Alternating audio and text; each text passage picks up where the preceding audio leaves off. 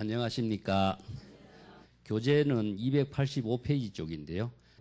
육조 해능대사가 입적하기 전에 제자들에게 자신이 지금 서가모니 부처님 내지 과거 7불로부터 서천 28대 조사의 법통을 이심전심과 교회별전으로 전해받은 그 선의 전등의 역사를 이렇게 제자들에게 밝히고 있는 내용입니다. 자, 육조 해능대사는 8월 3일이 되어서 8월 3일 날 입적하는 날입니다. 입적하기 직전에 대사가 식사를 마친 이후에 이제 제자들에게 말했습니다. 그대들 10대 제자들은 모두 각자 자리에 앉도록 하라. 내가 지금 그대들과 이제 이별을 하고자 한다. 여기서 이별을 한다라고 하는 것은 이제 입적하려고 한다는 그런 의미입니다. 그때 이제 법회라고 하는 제자가 질문을 했습니다. 남종 동교의 최상승의 법문이라고 하는 스님이 지금 설하신 법문이 전수되어 내려왔습니다마는 지금까지 스님은 몇 대째 그 법을 전수받은 사람입니까? 이런 전수받은 그 전법의 역사의 근거를 지금 질문을 하고 있습니다. 그러니까 육조 해능대사가 이제 자신이 지금 남종 동교 최상승의 법문을 지금 쭉 설해온 그 전승의 법문의 역사가 과거 7불에서부터 전해져 내려와서 또 제7대로는 서가모니 부처님이 되고 제8대로는 대가섭이 되고 제9대는 안한존자, 10대는 말전지 이후로 쭉 이제 서천 28대 조사가 지금 쭉 설명을 이름을 나열을 하고 있습니다. 그래서 여기서 전등 법통설이 육조단경에서는 과거 7불에 대한 전등 법통설이 시작되었고 또 서가모니 부처님에서부터 가섭으로 이어지는 안한으로 이어지는 서천 28대 조사가 나오죠. 그 다음에 동토에 가서는 이제 달마로부터 육조 해능에까지 6대 조사에 6대 조사가 이제 언급이 되고 있습니다. 그래서 전체를 세 가지로 분류해 볼 수가 있죠. 그 선종의 역사에서 전법의 역사, 또 남종 동교의 역사의 사상적인 근거를 지금 쭉 정리를 하고 있는 부분입니다. 우리가 지금 잘 알기는 과거 7불에 대해서도 여러분 처음 들어봤죠? 보통 우리가 잘 안다면은 서천 28대 조사가 중심이 되고 달마로부터 해능의 6대 조사가 중심이 되어서 이걸 합쳐서 전부 다 33조사를 중심으로 하고 있습니다. 선에서는. 그래서 이제 통도사 극락암이라든가 다른 사찰 가면은 조사전이라고 하는 데 가보면은 삽삼조사 이렇게 모십니다. 삽삼조사는 33조사의 영정을 모시고 공양을 올리는 곳이 삽삼조사가이거든요. 근데 여기서는 과거 7불까지 언급을 하고 있다는 점에 이제 특색을 두고 있는데 과거 7불의 맨 마지막 부처님이 뭐냐? 서가모니 부처님이에요. 그래서 실제로 우리가 불교라고 하는 것은 서가모니 부처님부터 시작되어서 서천 28조 동토 6대까지 전래된 역사를 기록하고 있는데 이러한 선종의 법통설이 과연 역사적으로는 합당하냐? 아니면은 그 법통설의 참된 정신의 의미는 어디에다 두고 있느냐? 이런 것을 우리가 육조 단경에서 지금 해능의 입을 통해서 제자들에게 그 법통의 역사를 쭉 설명하고 있습니다. 그 부분을 우리가 이번 시간에 좀 정리를 해보고자 합니다. 여기에서 여러분 교재 보면은 안한존자 이후에 말전지, 상납하수, 우바국다, 제다가, 불탄한제, 불타밀다, 협비구, 분하자, 마명보살 나오죠. 또 19대는 비라장자, 20대는 용수보살이 또 나옵니다.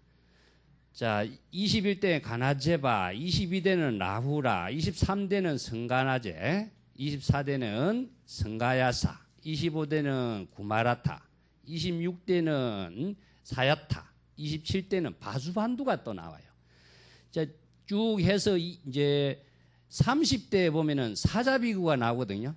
원래는 사자비구가 서천 28대 조사로서는 24대 조사로 등장하고 있습니다. 다른 데서 모든 데. 근데 육조단경만은 특히 과거 7부로부터 쭉 시작을 매기니까 30대가 되는 거예요. 그래서 여기에서 18대 마명보살, 20대 용수보살, 또 27대 바수반두 세친보살입니다. 바수반두는 세친이라고 그럽니다. 구사론을 쓴 세친.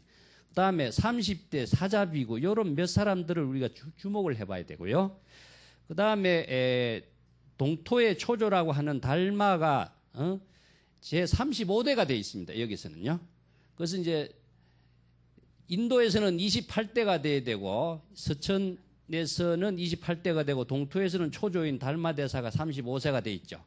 그 다음에 당나라 해가에서 성찬, 도신, 홍인, 해능에까지 이 6대의 동토 6대의 전등 법계가 이루어졌다라고 하는 특징을 두고 있습니다. 여기에서 18대 마명보살은 우리가 잘 알고 있는 대성기실론의 저자죠.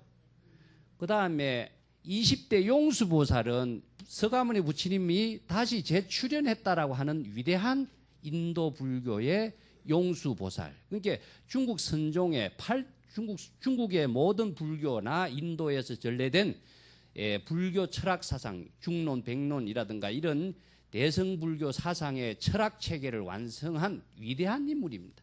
이게 논사들이죠. 그 다음에 바수반두는 세친. 이런 분들이 중국 선종의 역사에서 조사로 등장하고 있다. 서가모니 부처님의 법을 전한 조사로 등장하고 있다. 이것은 선종에서뿐만 아니라 이제 이러한 전등 법통서를 최초로 주장하고 있는 곳이 어디냐 하면은 불타발타라 선사가 400년 초에 구마라즈비 장안에 와서 활동하고 있다라고 하는 소문을 듣고 불타발타라는 유명한 인도의 선성인과 동시에 역경성입니다. 여러분 잘 알고 있는 화엄경을 번역한 분 있죠. 이게 불타발타는 각현삼장이라는 분입니다. 이분이 이제 구마라즈비 장안에서 크게 활동하고 있다는 소문을 듣고 구마라즈비를 찾아가서 같이 지내다가 보니까 구마라즈비는 벌써 서역을 거쳐서 오면서 많은 세파에 시달렸어요. 위대한 천재이고 역경가로서 훌륭하고 장안의 모든 천재들이 모여서 구마라즈비를 도와서 역경사업을 잘 하는 데 대해서 세속적인 모든 데 조금 풍파에 젖어 있는 데 비해서 불타발타라 각현삼장은 아주 청정한 선성으로 위대한 고성의 모습을 지니고 있었어요. 그러다 보니까 구마라즈비하고 각현삼장하고 불타발타라고 대조적으로 비춰질 수밖에 없지요. 그래서 이제 구마라즈비를 중심으로 했던 역경도량의 모든 사업을 추진하고 있던 위대한 사람들이 불타발타라 각현삼장을 장안에서 임의적으로 추방을 시켜요. 그래서 이제 각현삼장이 어디로 갔느냐 하면은 여산해원이 머물고 있는 여산해원선사 밑으로 갑니다. 거기에서 번역한 책이 무엇이냐 하면은 달마다라 성경이라는 책입니다. 달마다라 성경. 이 성경책은 서역에서 만들어진 유명한 대성선수행의 책에 있는 경전인데 이러한 성경이 중국에 많이 번역이 되기 시작합니다. 이 성경을 번역하면서 서문을 쓰는데 이 서문 가운데에 부처님의 법이 가섭과 안한을 거쳐서 말전지까지 4대, 5대에 걸쳐 법이 전성됐다라고 하는 기록이 최초로 등장하고 있는 것이 불교의 전등 법통설인데 거기에서는 24조도 등장하지 않고 28조도 등장하지 않습니다. 겨우 등장하고 있는 은인이 5, 6명밖에 등장하지 않아요. 그런데 이 달마다라 성경에서 주장하고 있는 이 주장이 조금 더 후대에 발전되어서 부법장 인연전이라고 하는 책이 만들어집니다. 부처님의 법장을 부촉한 인연의 기록이라는 뜻인데 부처님이 법장된 내용이 인연 제자들과 제자들에게서 인연돼 기록된 것을 여기서는 24조까지 서가모니 부처님의 법이 24조 사자비구에까지 전래됐다. 요 기록이 나와요. 사자비구가 4조까지 전래된 이 내용의 기록을 토대로 이어받은 것이 천태지의 마하지관이라고 하는 책에도 이 전등법통설을 그대로 주장하고 있습니다. 그러다 보니까 전통적으로 선종에서 28대 법통설이 형성되기 이전에는 부법장 인연전에서 24조까지 사자비구에까지 전래됐다라고 하는 내용이 중심이 되겠죠. 그런데 사자비구 이후에 왜 법이 단절됐다라고 하는 내용이 나오냐면은 사자비구가 계빈국이라고 하는 나라를 갑니다. 계빈국이라고 하는 서역의 한 나라에 가서 그 나라의 국왕이 아주 난폭하고 포악하고 외도들과의 결탁되어서 불법을 홍포하는 것을 방해하고 있다. 그래서 이제 사자비구가 그 나라에 불법을 홍포하기 위해서 갔는데 미라굴이라고 하는 왕이 하도 난폭함에 굴면서 당신이 어떤 사람이냐? 나는 불법을 피는 비구다. 그렇기 때문에 불법을 바로 피기 위해서 이 나라에 왔다. 그러면 당신은 불법을 피는 훌륭한 성자라고 한다면은 어느 만큼 성자의 위엄이라든가 성자의 권위가 있고 성자의 모습이 진면목이 무엇이냐? 이렇게 성자란다면 일체의 마음에 동요가 일어나지 않는 경지에서 불법을 피는 보살행을 한 사람이다. 그러면서 칼을 딱 내밀면서 이 칼 앞에도 동요가 되지 않느냐? 동요가 되지 않는다 하면서 몸을 그대로 내밀었어요. 그래서 이제 미라굴 왕이 사자비구의 목을 바로 쳐버립니다. 목을 치니까 목에서 뭐가 나와? 성자의 목에서는 피가 나오지 않고 우유가 나온다. 흰 우유가 나온다라고 하는 것이 인도나 서역에서의 모든 하나의 전설적인 그 이야기가 나오죠. 우리나라에서 우유가 나온 이야기가 여러분 알고 있죠? 이차돈의 성교가 그 이 이야기를 모방하고 있는 겁니다. 그런데 그 미라굴 왕이 섬겼던 목을 쳐보니까 우유가 나오니까 이 성자라고 하는 것이 증명이 됐지 않습니까? 그러니까 자기네들이 섬겼던 그 외도 두 사람을 목을 같이 쳐보니까 그 사람에게 피가 쏟아졌다. 그러고 나서부터 미라굴 왕이 마음을 바꾸어서 성자의 가르침을 바로 이 나라에 편다고 해서 불법의 나라로 바뀐 것이 계빈국이라고 하는 나라다. 여기서 사자비구의 법이 단절됐다고 주장하는 것이 부법장 2년 전의 이야기고 천태지의 마하지관의 이야기인데 선종에서는 요렇게 주장하지 않습니다. 달마다 성경에서 주장하고 있는 4대 내지 7대의 인물하고 부법장 2년 전에서 주장하고 있는 내용을 뿌라찌를 시켜서 중복되는 세롬을 뽑으니까 28대가 나와요. 그래서 28대 내지 29대 법통설이 형성되면서 사자비구가 미라굴 왕에게 처형을 당하기 이전에 벌써 누구에게? 사나파사에게 법을 전하고 죽었다라고 하는 법통설이 선종에서 제기되면서 이 새로운 선종의 법통설이 서천 28조 법통설이 이루어졌고 그 28대 법통을 이은 사람이 달마대사고 달마대사가 사자비구가 계빈국에 불법이 없는 나라에 불법을 피해로 교화를 하러 간 것처럼 달마대사는 불타선사 자기 스승으로부터 예언을 받아서 그대는 불법 동점, 동쪽에다가 불법을 전하라고 하는 부촉을 받아서 달마가 중국에 와서 법을 전하게 되는 역할을, 보살행을 하는 역할을 하게 되는 겁니다. 그래서 달마가 해가에게 법을 전하면서 동토의 법통설이 이루어지게 된 거죠. 이래서 서역 법통설, 동토 법통설이 먼저 이루어졌습니다. 근데 여기에서는 과거 7불의 법통설은 후대에 주장돼요. 6조 단경에서 최초로 주장하고 있는데 그 이야기는 조금 이따 하겠습니다. 왜 그러면 선종에서 이러한 법통설을 주장하게 되었느냐? 그 이야기를 우리가 선종 법통설의 의미를 객관적으로 한번 이해를 해야 할 필요가 있습니다. 이것을 법통설을 주장하게 된 이유가 무엇이냐 하면은 불법의 역사를 새롭게 정립한다는 데 의미를 두고 있습니다. 이것이 역사의 기록으로서는 두 가지 의미를 갖고 있어요. 하나는 역사적인 기록은 사실을 기록하는 역사, 그 다음에 전성의 사실, 전성이라든가 이것은 무엇이냐 하면은 신앙의 어떤 토대, 또 자신들이 지금 믿고 있는 그 진실, 불법의 진실의 토대를 둔 역사, 이 두 가지의 역사관이 이루어지고 있는 것이 오늘날 우리가 역사 연구의 큰 흐름인 겁니다. 사실의 역사라고 하는 것은 무엇이냐 하면은 객관적으로 왕이 언제 무슨 일을 했다라고 하는 것을 기록하고 있죠. 편년체 기록이라고 하는데 그 이루어진 역사적인 기록을 그 역사가들이 정확하게 기록하는 것이 우리가 뭡니까? 중국에서는 24사가 있고 우리 고려사 뭐 이조실록 이런 자료도 있죠. 그런 자료들이 역사적인 사실을 기록한 것이고 이것은 국가나 정사에서 기록한 겁니다.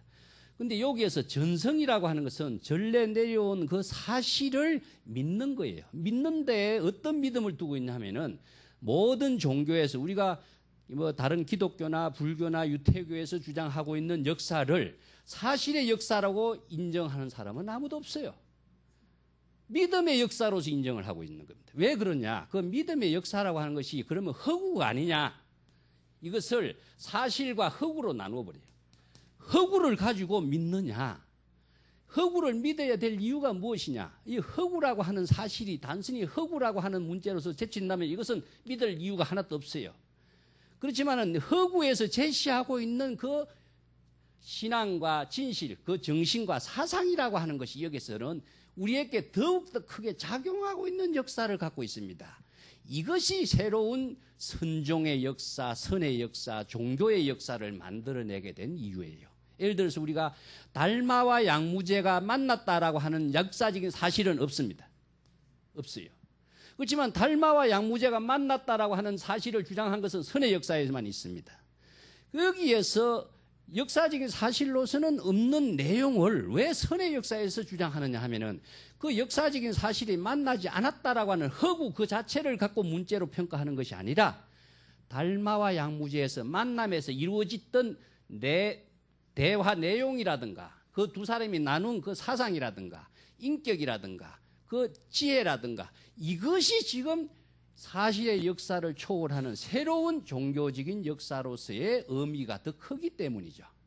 그래서 이러한 역사관을 갖고 출발한 것이 선종의 역사다라고 하는 점을 이해를 하셔야 됩니다. 이 문제는 사실은 전문성의 문제이기 때문에 전문적인 불교학자도 이 두 가지 역사적인 사실과 전성의 역사의 문제를 가지고 자기 나름대로 학문적인 토대를 확고히 마련하지 못한 사람은 서로 자기 스스로의 충돌 속에서 자기 정립을 학문적으로나 객관적으로 제시되지 못하는 이런 모순성을 갖고 있습니다.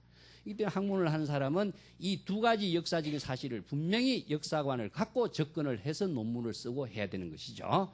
그런데 왜 선종에서 이러한 역사와는 다른 새로운 선의 역사의 사실을 전등설이라고 하는 법통설을 가지고 이렇게 주장했느냐 하는 문제예요.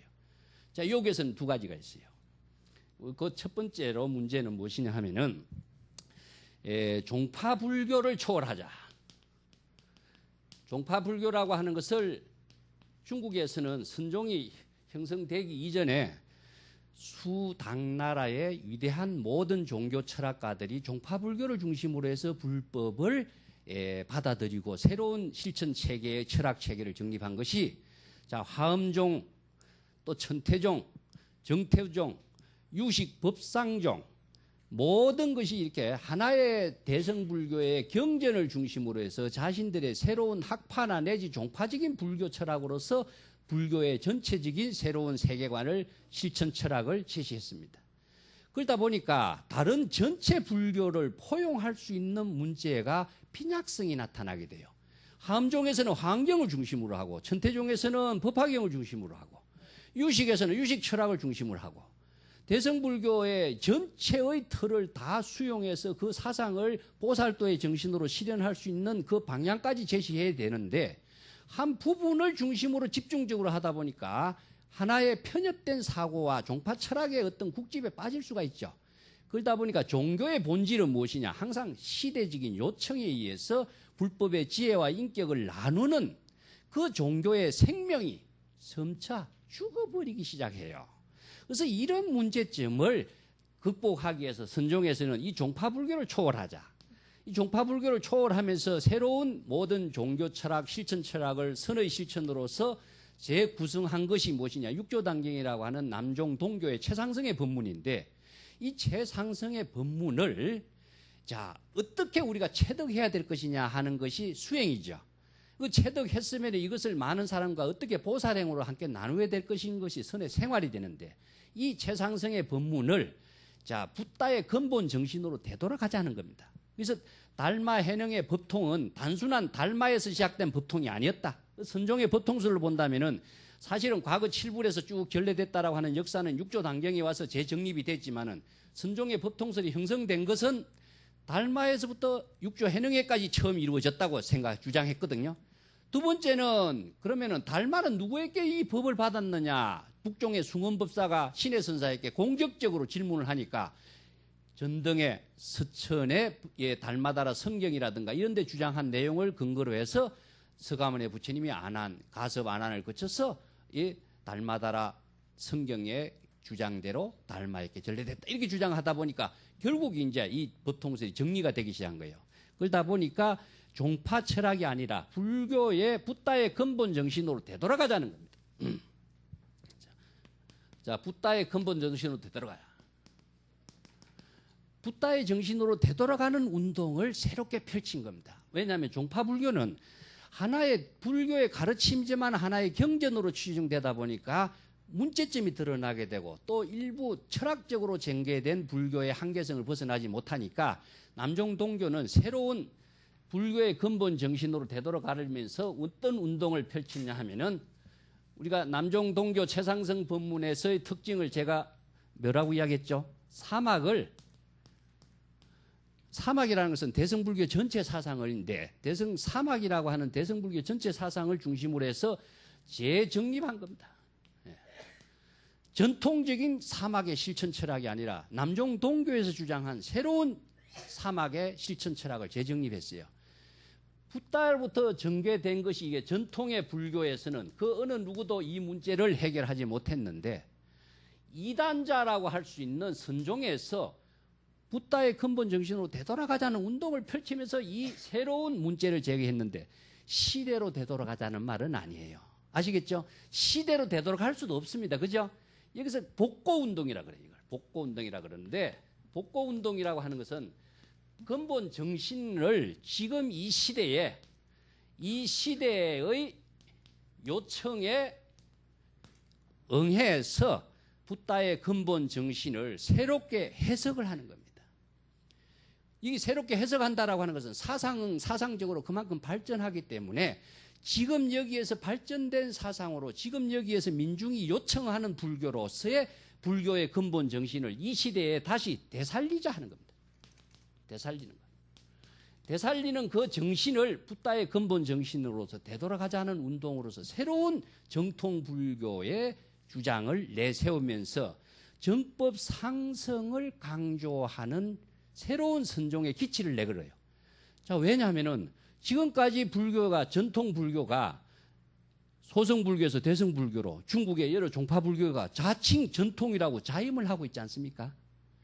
그런데 선종에서는 이 전통의 문제가 불교의 근본 정신에 어긋났다. 비판을 하기 시작합니다. 비판을 하면서 불교의 근본 정신은 이 시대의 새로운 이 사상으로만이 이 불교의 근본 정신의 붓다의 근본 정신이 이 시대에 새롭게 되살릴 수 있는 것은 이거밖에 없다. 이러한 혁신성의 사상을 우리가 요즘도 사회에서 이야기하면 뭡니까? 이노베이션이라든가 가이젠 개선이라든가 혁신이라든가 이런 말 하죠. 이 혁신이나 이노베이션이라고 하는 것은요, 새로 탈바꿈시키는 것이 아니라 이 시대의 요청에 의해서 불교의 근본 정신을 다시 재해석하고 되살리는 운동을 펼치는 겁니다. 근데 옛날에 썩었다고 말하긴 곤란하지만 캐캐 묵어가지고 이 시대에 적응하지 못하는 그 사상을 갖고 이 시대에 적응시킨다는 것은 전통이라고 하는 틀에서 벗어나지 못하는 죽어있는 운동이 돼버리거든요. 그래서 운동이라고 하는 것은 항상 신선해야 되는 거예요. 그래서 이 시대의 요청에 맞는 새로운 사상운동을 정립하면서 붓다의 근본 정신을 이 시대에 되살린다 하는 것이 복고운동의 근본이거든요. 그것이 뭐냐?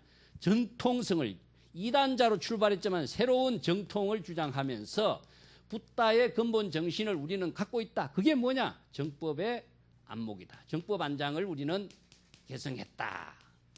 이 정법 안장이라고 하는 것은 정법에 대한 안목을 구족하는 붓다의 근본 정신을 개성한 선종의 법통의 역사를 우리는 이렇게 갖고 있다.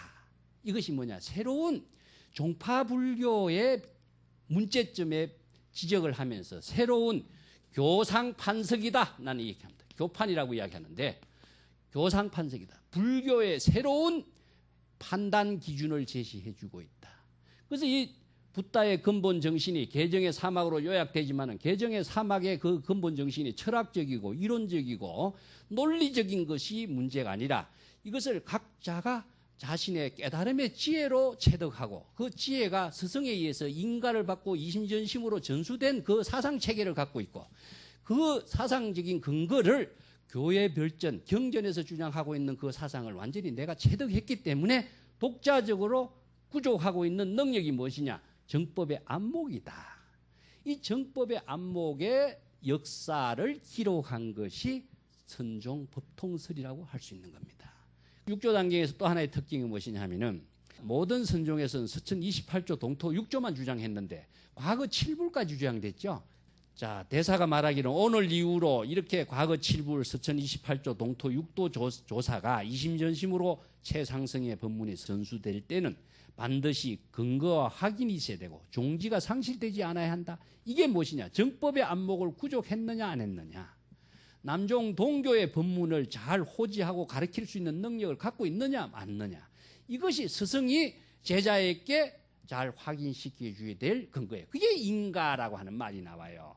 그래서 인가라고 하는 것은 확인이 그런 제자가 그런 능력을 구족했느냐.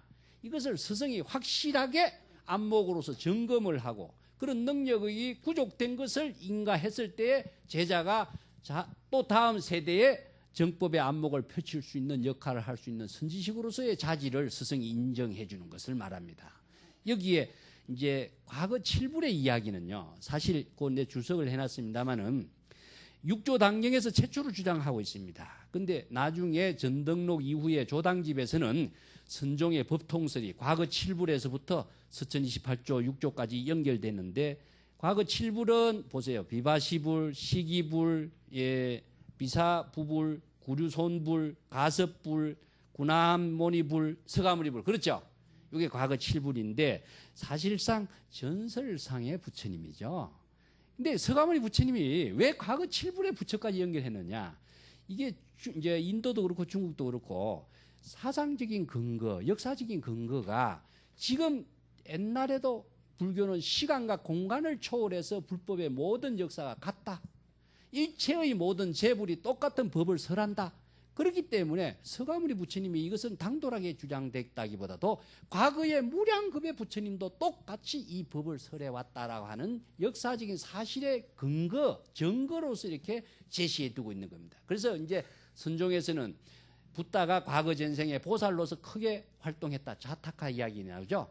과거 전생 본생담이라고 하는 문학적으로 표현되고 있는 모든 이야기가 그러한 과거 무량급의 보살로서 수행을 해서 금생에 부처님으로서 시절 인연이 당도하여 지금 여기에서 사바 중생의 모든 중생을 위해서 출연하고 있는 모습이 서가모니 부처님이 화신인 것이다. 이러한 것을 문학적으로 이제 불교의 세계관과 시간관과 또 이것을 초월해서 전개하고 있는 그 배경을 이제 아주 스케일 크게 주장한 내용입니다. 이것을 단순한 역사적인 문제, 어떤 근거적인 문제만 갖고 접근하는 것은 이것은 종교의 경지, 종교의 주장에 접근하는 방법은 그렇게 접근하면 조금 무리가 있는 겁니다. 과거 7불에 대한 경전이라든가 근거 자료 같은 것은 여러분들이 내가 거기에 참고를 해놨으니까 읽어보시고요. 이제 전등의 이야기는 이것으로 끝내고 289페이지 보겠습니다. 해능이 이제 마지막으로 제사의 이제 제자들에게 쓰라고 있죠. 법회 대사가 또 질문을 했습니다.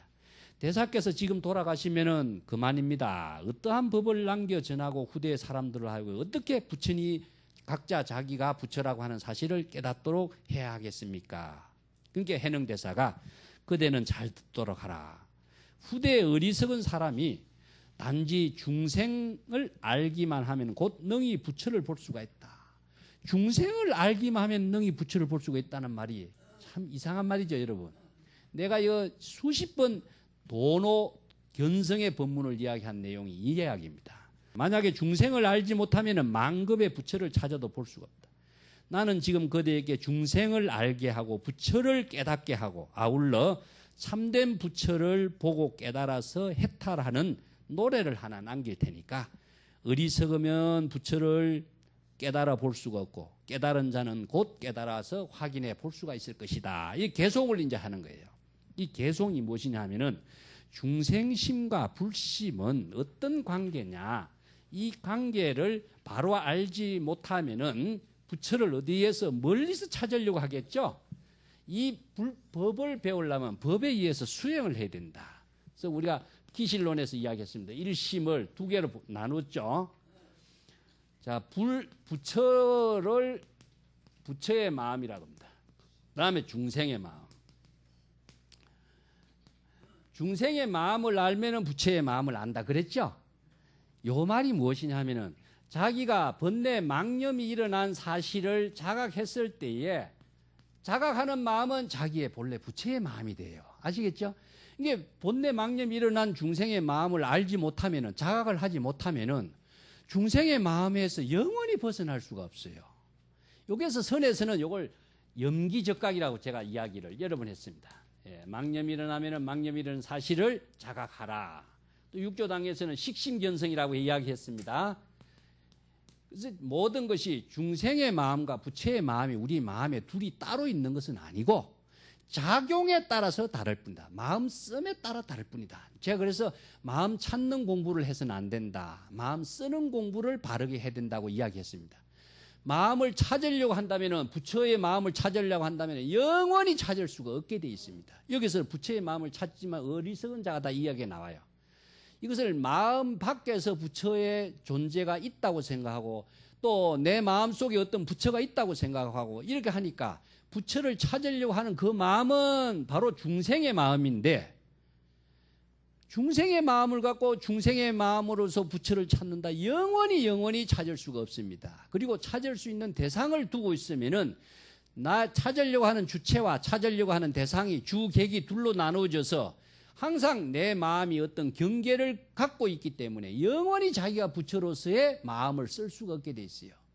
이런 어리석음을 지적하고 있는 거예요. 그래서 법을 바로 알아야 불법의 올바른 방향과 수행을 알 수가 있고 그 수행의 법을 아는 것이 남종동교 최상승의 법문이다. 그 최상승의 법문이 뭐냐? 번뇌 망념이 일어난 사실을 자기의 중생의 마음을 안다라고 하는 것은 자각하다. 내 마음에서 지금 부처를 밖으로 찾고 내 마음에 번뇌 망념이 일어나는 사실, 내 마음이 여러 가지 탐진치 삼독이 일어나는 사실, 명예를 추구하고 있는 사실, 이런 망념을 자각했을 때 자각하는 마음은 바로 부처의 마음이에요.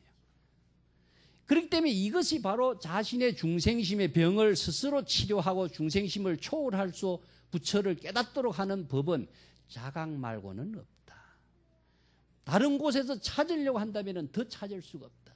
이것이 바로 중생을 알기만 하면 너희 부처를 볼 수 있다. 깨달을 수 있다. 이어서 부처는 뭐죠? 금강경에서 이야기한 것처럼 약이 새끼나 이 음성구와 시인 행사도 불능견열이라 그랬죠? 모양으로서 음성으로서 부처를 구해도 안 된다. 사도를 구하는 거예요. 그래서 육조단경에서도 이제 이 이야기를 자주 강조했고 중국 선종에서도 마음 밖에서 부처를 구하려고 한다면 영원히 부처를 구할 수 있는 어리석은 중생이 된다. 해능이 이것을 개송으로 이야기했어요. 그래서 우리의 일심의 작용이 부처의 마음으로 작용은 무엇이냐? 이것을 또 다르면은 무심, 예? 이걸 불심.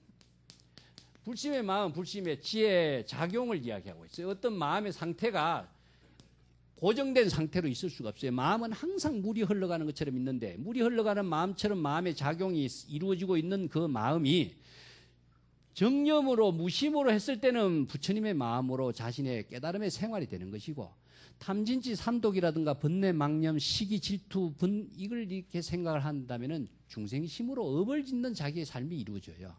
그래서 이런 업을 짓는 자신을 중생의 마음을 바르게 부처의 마음으로 자신을 전환시키는 것을 도노견성이라고 그랬습니다.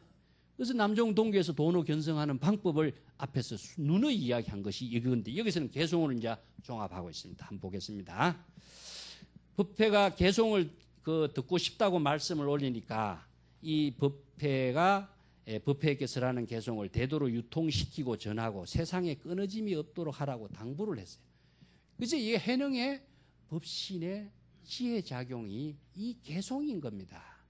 우리가 서가모님의 부처님의 법신의 지혜작용이 뭡니까? 경전인 거예요. 그 경전의 사상을 내가 깨달았을 때에 서가모니 부처님의 법신과 나 법신과 하나가 되는 경지예요. 이게 불법의 가르침이지 육신을 보는 것도 아니고 영혼을 보는 것도 아니에요. 이 법신을 영혼으로 착각하는 것도 이게 불법을 모르는 어리석은 자가 하는 소리예요. 그렇기 때문에 이 법문을 내가 깨닫는 것이 해능과 나가 함께 있는 것이 되는 겁니다. 아시겠죠? 그때 이 개송을 들으라고 하는 겁니다. 해능대사가 말했습니다. 그대는 잘 들으라. 내가 그대들을 위해서 설하리라. 후대에 세상 사람들이 만약에 부처를 찾는다면은 단지 자기 마음의 중생을 알기만 하면은 능히 부처를 깨달을 수 있다. 똑같은 말이죠. 자신의 번뇌 망념이 일어난 사실을 자각했을 때 자각한 그 지혜 작용이 바로 부처의 마음이라고 하는 사실이다. 부처는 곧 중생을 연유한 것이고 중생을 여의고 부처는 없다.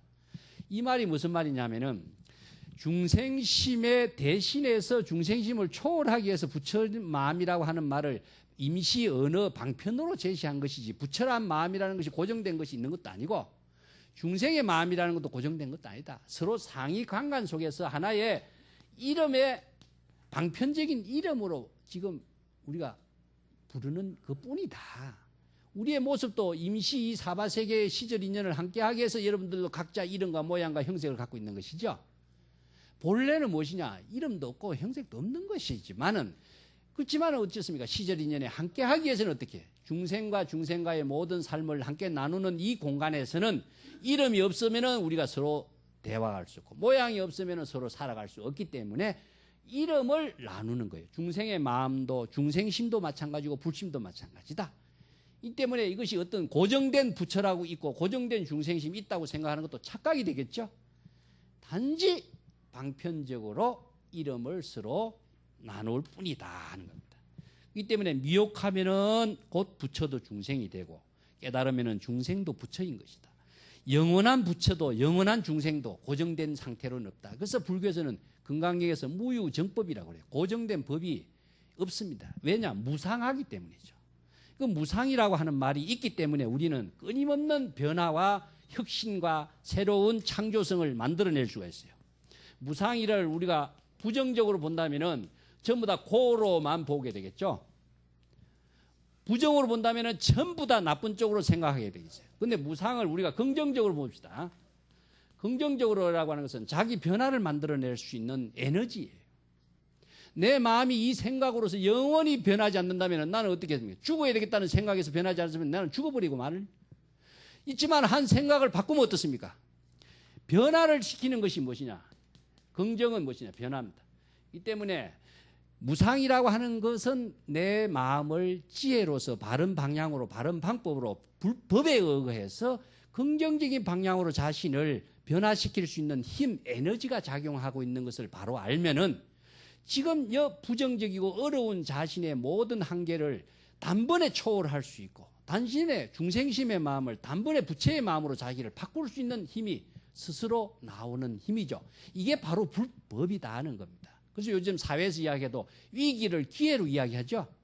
위기라고 하는 것을 위기의식을 갖고 있는 사람은 위기의식의 고통에서 중생심의 마음에서 계속 그 생각을 계속한다면은 영원히 위기의식의 중생심의 고통에서 자기 자신이 벗어날 수가 없고 자기 자신을 더 고통스럽게 만드는 것이 남이 아니라 자기의 그런 번뇌 망념의 위기의식 그 자체라고 하는 사실입니다. 자, 그거 아무리 한다고 해도 그거 해결되겠습니까? 해결 안 되겠죠. 해결되지 않는 문제를 갖고 시간 낭비, 인생 낭비, 괴로움 속에 빠질 것이 아니라 바르게 해결될 수 있는 새로운 변화를 찾아보자. 여기에서 위기에서 그 변화의 힘을 찾아냈을 적에 새로운 기회를 만들어낼 수 있는 지혜를 얻을 수 있죠. 이것은 우리가 마음 바꾸기다. 이걸 선에서 이야기한다면 도노견성이다. 이 무상이라고 하는 것은 자기를 무궁무진하게 새로운 변화시키고 무궁무진하게 새로운 창조를 만들어낼 수 있는 에너지인데 이 법을 모르기 때문에 방법을 모르기 때문에 이것을 활용을 하지 못한다. 그 다음에 또 하나는 뭐냐? 용기가 없어서 자기가 작용을 하지 못한다.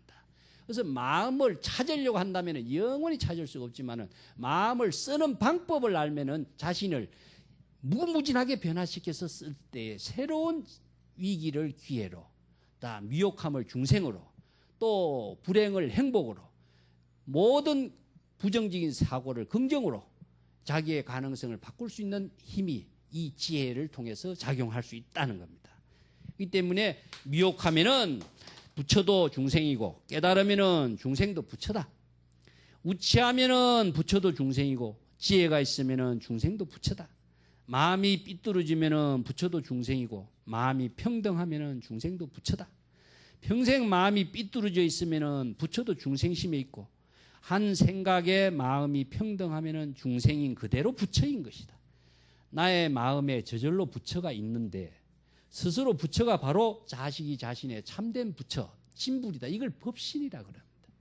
이 법신이라고 하는 것은 자신의 지혜 작용, 불법의 가르침에 의거해서 자신의 깨달음의 지혜 작용을 하는 마음씀, 이것을 우리가 진불이라고 하지. 진불이라고 하니까 가짜 부처와 진불이 따로 또 있는 것처럼 생각하면 또 안 되겠죠. 부처라고 하는 것이 어떤 모양과 형체가 있는 것이 아니다. 부처는 무엇이냐? 항상 자신의 마음씀이다. 예. 그래서 이 마음씀을 부정적으로 쓰면은 중생으로 쓰지만 마음씀이 바르게 쓰면은 부처의 마음씀이 되죠. 마음씀을 다른 말로 한다면은 육조단경에서 불심의 지혜 작용이다. 이렇게 내가 항상 이야기합니다. 내 마음씀을 어떻게 드릴까? 부정을 버리고 긍정으로. 중생심에서 불심으로 마음을 쓰는 그 지혜를 배우는 것이 우리가 불법을 배우는 거예요. 이 지혜는 남을 위해서 배우는 것도 아니고 남을 위해서 내가 그렇게 하려고 하는 욕심에서 하는 것도 아니야. 자기 자신을 위한 것이고 자기 자신이 그런 마음씀을 이룰 때에 자기가 모든 고통에서 벗어날 수 있고 해탈할 수 있는 것이고 또 불안해서 편안함으로 자신의 마음을 살 수 있는 것이고 또 자신의 지혜로운 삶을 통해서 창조적인 삶을 만들어갈 수 있는 힘을 스스로 창출을 해낼 수 있는 것이고 궁극적으로는 불법은 누구를 위한 것이냐? 자기 자신을 위한 겁니다. 자기 자신에 의한 삶이 궁극적으로는 이타행이 되는 거예요. 근데 자기 자신을 이하다라고 하니까 자기 자신에 너무 집착해서 이기심으로 빠진다면 이거 불법을 또 모르는 사람, 이기심이라고 한 중생에 또 떨어져 버려요. 그렇기 때문에 이타행이 즉 자리행이다라고 하는 것. 남을 위한 마음씀이 궁극적으로 자기 자신을 위한 마음씀으로서 남도 편안하고 나도 편안한 나와 남기 모두 똑같이 불도를 이루어서 다 같이 평화를 이룰 수 있고 같이 평온한 안심의 지혜로운 삶을 나눌 수 있는 법을 불교에서는 보살도의 실천이라고 하는 것이다. 이것이 언제 이루어진다고 보죠? 불심의 지혜 작용이 언제? 항상 지금 여기 자기의 일을 통해서 이루어져야지. 이것이 시간과 공간을 떠나서 내일 모레라든가 후년 후라든가 뭐가 갖추어지고 난 뒤에 이건 영원히 있을 수 없는 것이다. 이것이 바로 선에서 제시하고 있는 최상승의 법문이에요.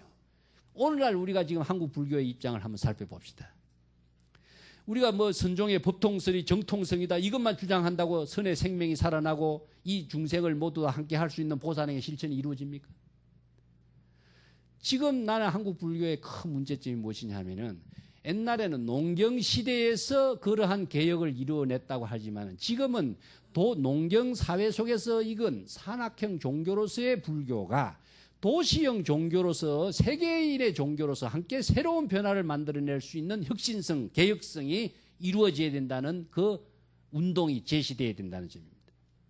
지금 산중에 앉아서 자선하는 그런 것도 훌륭한 수행의 기본이지만은 그 사람만이 수행이고 세상에 사는 사람들이 수행이라고 하는 것이 없다라고 한다고 수행의 방법과 방향을 제시해 주지 않는다면은 그러면 선은 일부의 몇몇 사람을 위한 밖에 의미가 없게 되겠죠.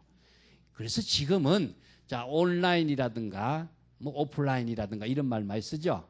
뭐 인터넷을 통해서라든가 아니면은 공개적으로 우리가 어떤 사회에서든가 시절 인연에 맞추어서 쉽게 언어도 쉽게 생활도 실천도 쉽게 또 인격적으로도 또 지혜로도 모든 사람들이 누구나가 바로 다 자신의 변화를 이루어내서 자신의 편안함, 지혜, 인격, 자신의 일을 통해서 보살행을 하는 창조성 또 이타의 그 정신을 함께 나누는 그 보살도 정신이 함께 이루어질 수 있는 사회를 우리가 어떻게 이루어갈 것인가. 이것이 우리가 이 시대적인 요청의 하나의 사명이라고 할 수 있는 겁니다. 그 사명감을 갖지 않으면 자신이 보살도의 삶을 우리가 바르게 할 수 있겠느냐. 그런 가치관을 바로 가져야 된다는 점입니다. 이만큼 하겠습니다. 네.